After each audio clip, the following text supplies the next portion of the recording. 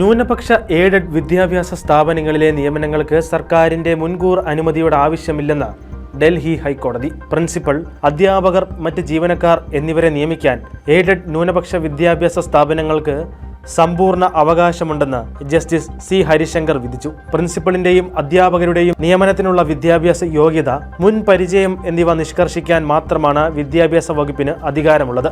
നിയമനത്തിന് സർക്കാർ നിഷ്കർഷിച്ചിട്ടുള്ള യോഗ്യതയും മുൻ പരിചയവുമുണ്ടെങ്കിൽ പ്രിൻസിപ്പലിനെ ഉൾപ്പെടെ നേരിട്ട് നിയമിക്കാൻ ഇത്തരം സ്ഥാപനങ്ങൾക്ക് യാതൊരു തടസ്സവുമില്ല. ഒഴിവുകൾ നികത്താനാവുന്നതാണ്. ധനസഹായം കൃത്യമായി ഉപയോഗിക്കണമെന്ന് നിർദ്ദേശം നൽകാനോ നിയന്ത്രണം കൊണ്ടുവരാനോ മാത്രമേ സംസ്ഥാന സർക്കാരിന് പരമാവധി കഴിയൂ. സർക്കാർ ഗ്രാന്റിന്റെ പേരിൽ നിയമനങ്ങളുമായി ബന്ധപ്പെട്ട് ന്യൂനപക്ഷ വിദ്യാഭ്യാസ സ്ഥാപനങ്ങളെ കീഴ്പ്പെടുത്താനാവില്ലെന്നും ഹൈക്കോടതി വ്യക്തമാക്കി. ഡൽഹി തമിഴ് എഡ്യൂക്കേഷൻ അസോസിയേഷൻ സമർപ്പിച്ച ഹർജി പരിഗണിച്ചാണ് വിധി.